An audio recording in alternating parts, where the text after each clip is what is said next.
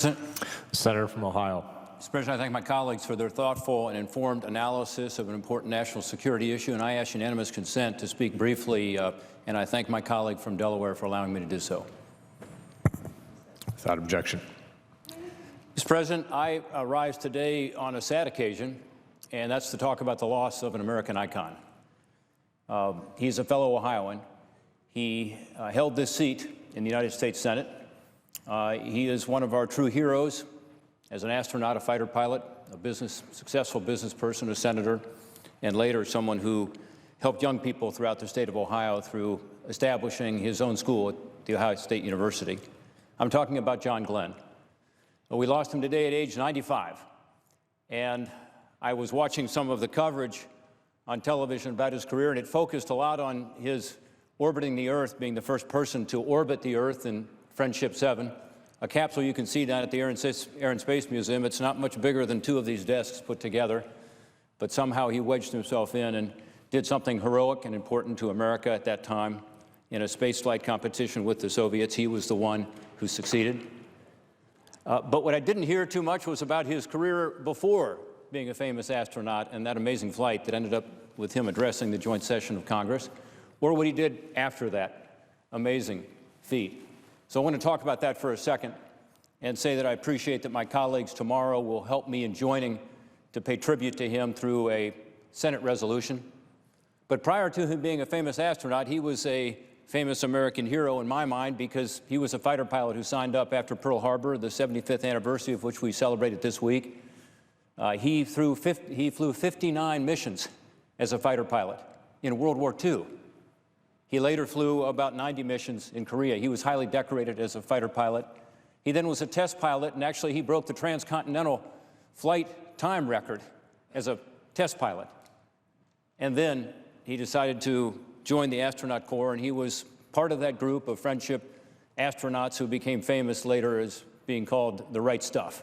He was the right stuff.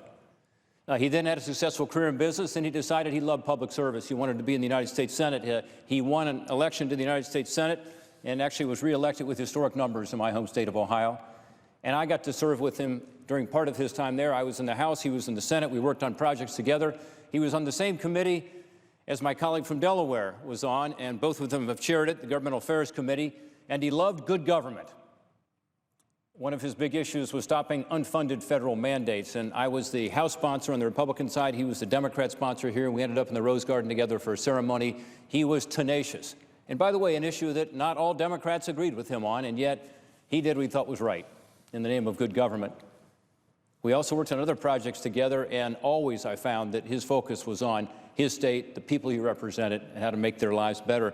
After his Senate career, he started a new project.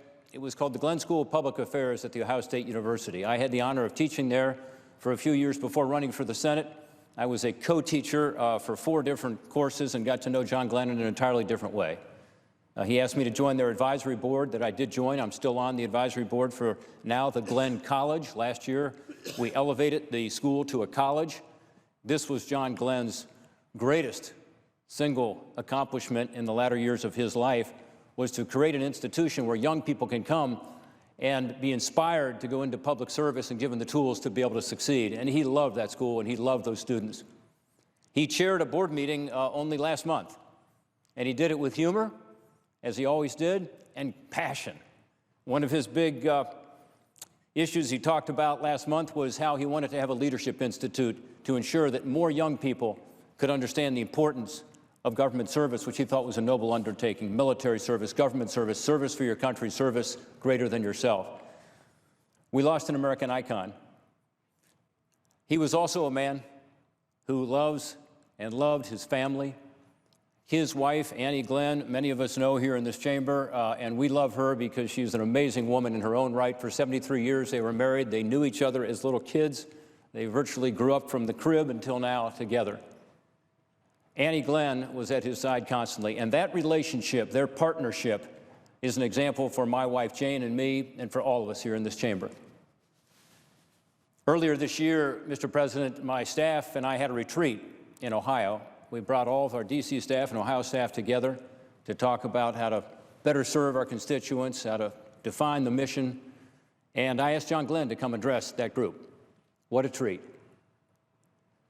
Our staff had the opportunity to sit and talk to John Glenn about his career, but more importantly, to talk about his passion for public service. And the mission he gave us was one of honor and respect and decency for our constituents and to serve the people.